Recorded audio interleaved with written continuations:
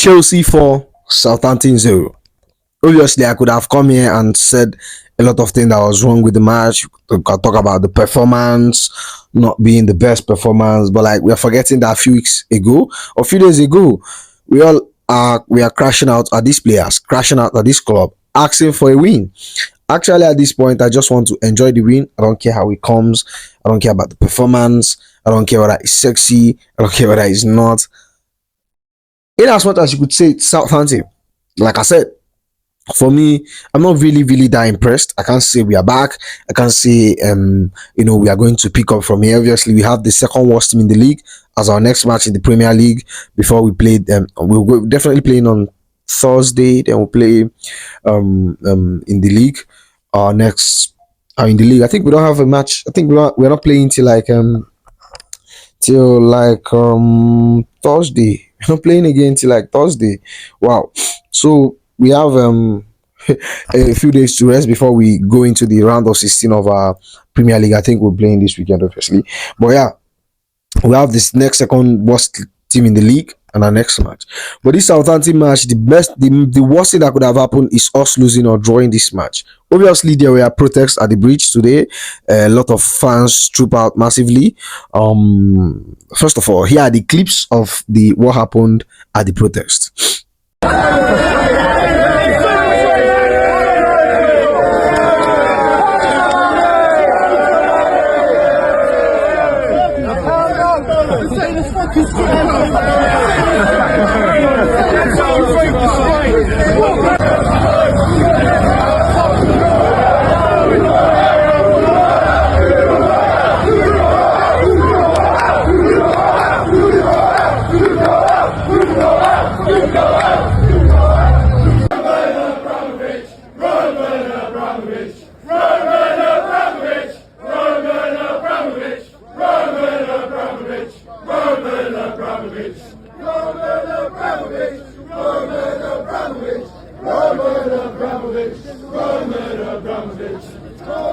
So yeah, so after the protests, I think the players responded in a very good way to the protest. In as much as I don't think that this should be a one-off something, because I don't really think the players are the small part of the problem we have at the club actually, because it's the owners that instructed the sporting directors to get this type of players, and the players were not here by mistake. They are here because that was what the sporting directors want. You get me?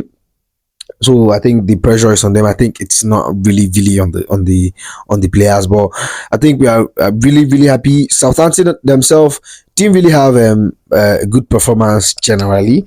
Let's go with the lineup first of all before we start getting into whatever that happened into the match. Now, if you look at the lineup, you see Flip Jorgensen at the goalpost. I think he was really solid today for me. Malogusto, kept Slumania very quiet. Unlike when they played Manchester United, Tosin Adrabai got an assist, Cowell got a goal, Cucurella got a goal, Caicedo, Enzo Fernandez, who I think was very instrumental today, very solid. Jordan Sancho on the right wing side, Kupama from the middle, Nkunku from the left, then Neto in the middle, like as a number 9. Obviously, I think Neto has been doing a very good job as the number 9. 2 matches in the number 9 position. He has 2 goals and 1 assist. Now, I'm not the biggest Neto fan, and at the same time, I still feel the same way I feel. I still feel like he hasn't lived up to the hype. He hasn't lived up to the price tag. But so far, so good. I think he has been playing really well. You get me? He has been playing really well. I have no agenda whatsoever against Pedro Neto. When players play well, we praise them. But when a player is not doing well, bro, I'm gonna cook you. He's a 60 million player, and we expect him to deliver, and that is what he has been doing for the past 2 matches. Very solid. Now, I think generally the performance, we started slowly into the game, unlike our other matches where we start very good and we end up very bad. We started slowly into the game. We were not very good at any given time. We actually scored goals. None of them were like sexy goals. We scrapped, we fight for the goals, which I think, like, bro, as long as you get the win, a win is a win. You understand me? So it's all about the win. It's all about getting the win. 3 points. We are back in the Champions League position, as you can see now in the league. Now, if City plays tomorrow, draw or loses, I think we'll be sitting fourth. And if Newcastle at the other hand doesn't win us, so I think we'll be sitting fourth, which I think is very very impressive. Arsenal and Nottingham Forest is definitely will battling it out tomorrow. So we just have to see what happens there. But we are back in the Champions League position where I feel like we should be, where I feel like should be our targets this season. You get me? We should do anything possible to finish up there. Now, I still have my worries. Obviously, we had this performance against Southampton. They are the worst team in the league, arguably one of the worst teams to ever grace the Premier League this season. Like in a season, like Southampton has made some good teams in the past, but like when you talk about, there are talks of Debbie Canty team and Kini Kini and stuff and all those things, but like Southampton is arguably the worst team, one of the worst team. Imagine in match week 27, they have one digit number points, 27 matches, and they have managed to pick around 9 points. They managed to pick only around 9 points. So like it's very very shame. They have only two wins and three draws, and they have 22 losses. So to show you, they are the worst team in the Premier League right now. And the other people is Leicester City. Sorry, who will be our next match? Obviously, Leicester City will have equally terrible. We win them in the first leg, so I think these two matches are they must win. Get the confidence back, and maybe I think after then it's the international break, and by then we'll have some of our players back, and Jackson. Fafana is already back, so I don't see him starting actually, but he's back. Maybe he starts against Leicester City, or like he's used as a sub. You get me? Now let's get to the players. Now let's start with Flip Jorgensen. I think generally Flip Jorgensen was really really solid. Now when I was watching the ball, because over here in Nigeria we prefer to go to viewing center because it's more fun and it's more entertaining. No, so I was at the viewing center where I was. Someone was saying why wasn't he looping the ball outside? But obviously Enzo Maresca came out and he said that he told Flip Jorgensen if he loops the ball outside, he's not going to play. So he has to keep the ball short. He has to build from the back. And I think today he was very, very, very, very good. One of the standout performance or a standout save that he did, which stopped something that we have seen repeated itself this season, which is when Chelsea go 1-0 up, they kind of equalizes, and from there we loses the game. There was a chance for Onuatu where he jumped to head the ball. And Philip Jorgensen made a very, very, very, very solid save, and I think from there he kind of gets his confidence back. Obviously from the last match, he was very, very horrible at the last match, costing the last goal. But I'm really, really happy that the coach gave him the confidence, played him a game so he could for him to start in this match. And I think it was very, very solid. Like I said, this is not the match I'll use and judge these guys. You get me? The next match is still not like our next two matches is not the match I will judge Chelsea players, the level we are or where we are. We'll come up to a very, very more serious opposition. This is where I will judge them. But Flip Jorgensen was very, very good. Malo Gusto, I think he kept Slovenia very quiet. Slovenia, actually, if you watched Slovenia against Manchester United, he was cooking Lenioro. He was cooking Lenioro.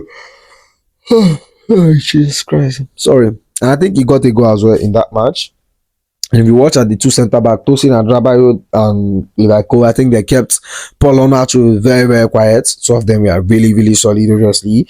Kowil, like this is the kind, like I said, I don't want to be gassed about these players, and in as much as I think they could have done better, I think they are good, but this is not the yardstick. Southampton is the worst. Like people goes to this team and cook them left, right, and center. So like it's not the yardstick. But you can still mention that we lose to the third worst team in the league, which is Ipswich Town.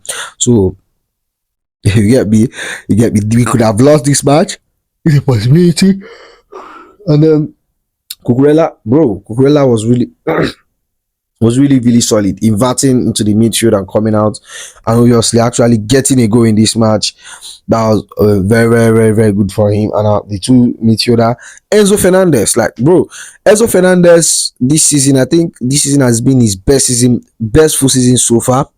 In as much as he dipped in some part of the season, he disappeared in some part of the season, or should I say disappeared I won't say when it matter, but like yeah, disappeared in the part of the season. But in the last two matches, I think I'm seeing a trend where he played well. Our last match against Aston Villa, he was really, really instrumental, getting us a goal. I obviously couldn't, sorry, we couldn't win the match. And this match actually was really, really good. Set up a lot of chances. Like I think he deserved to go left this match with an assist. He set up a lot of ball for Parma, which they didn't score. I think the goal that Kunku assisted Neto for was because of a chance he created. You get me? Bar, the goal scoring, like let's minus the goals and everything. I think he's my man of the match. If there was no goals or like all the assists, I think he was my man of the match. Palmer was pretty much, I would say anonymous, but like he was below par. Like it felt like it was Jackson playing, bro. He couldn't affect the game. He couldn't. He missed chances. He was like today. He was generally bad. Like I know he has dropped stinker, but I think like he just keep getting worse. Today he was the worst. He missed a lot of chances. You should be leaving this match with a goal or two. But that is nothing to worry about because the next player I'm talking about will be scoring a goal, and that is a player a lot of people has been on the ass. Christopher Nkunku, who has been very very solid actually. Very very sorry, but in the last two matches playing the left wing side, I'm thinking he's growing into the game slowly.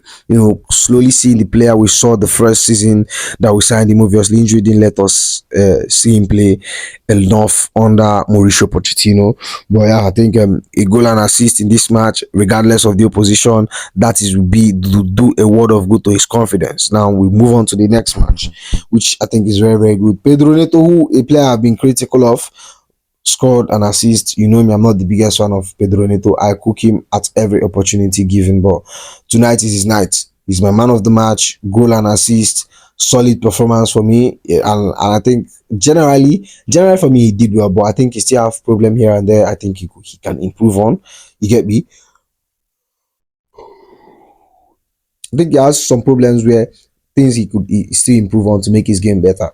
But generally today, talking about today, superb. He was very very good, very very solid on the ball as well. And when if we talk about changings, we see Tyrick George came in for what's in for Pedro Neto, got an assist. I think it was very very solid in the few 20 minutes, 15 minutes he had. He made an impact, played well generally, not just getting an assist like Oster Party. Like he played well generally. For me, I think he played well, really, really well. Josh Achampong came in. Matthias Amogu came in. I think his minor by his first touch was very, very good. And the striker Meuka. Meuka is that his name? Meuka was very, very good. I think 17 years old. Meuka, he had an attempt this season. He had he had an attempt as he came in. That corner kick coming in. So generally, I think this is a very very good performance from the boys.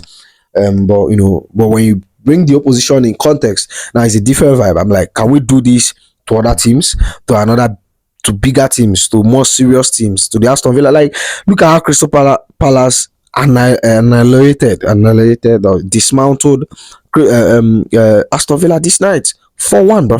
4-1. Imagine Edin Ketia scoring. You get me? But it is what it is. It is what it is. And one thing I've seen in this, like I said, I don't go deep much on Enzo Maresca. He's an inexperienced coach. Is he part of the problem? Yes. But one thing is that he's learning on the job. Which is the F-up thing, is that Chelsea fans will give you the opportunity to learn on the job. We just care about the result. We want to win, and that is the most important thing for us as Chelsea fans. The most important things for us as a team. You get me? We just want to win. I think he's learning through this process. In him not playing Nkunku no more as a number 9, in where he's left to hang dry. I think makes us look more better in the front. You get me? Even as much as you could say it's still Southampton. I'll mention this, the context. Southampton. Now if I see us in a big team, then I could judge these boys. But I still think they are fraud generally. I still think they're fraud. But I don't have to like start going blah blah. They get the job done, and that's the most important thing. Get the job done, get the 3 points in the bag, Champions League spots. A very, very, very good night. I don't remember the last time we win, so I'm going to cherish this win till the next time I see it again, because I don't know when next we're going to have this kind of run of game. This is more easier run of game. Copenhagen, Leicester City. So I don't know when next we are going to be seeing this run of game. So yeah, I think that's my opinion here. We just have to look out for the next match. You get me? So that's all for now. Make sure you like, comment, and subscribe. And I'll see you tomorrow. But I don't even know the match to cover. Maybe we'll just watch Arsenal. I think we'll maybe talk about Arsenal. I don't know. But tomorrow, definitely, I'm dropping a video. I think I'm dropping maybe two videos, maybe one. I don't know. But like, I think I have a lot to drop by this week. I think I have a video that I made about about Nigeria. You know, I dropped Nigeria about my Nigeria video. I'm very, very proud of my country. But there's a video I made about Nigeria. So it'll be coming out very, very soon. I think you guys should watch out for it as well. So that's all for now. It go be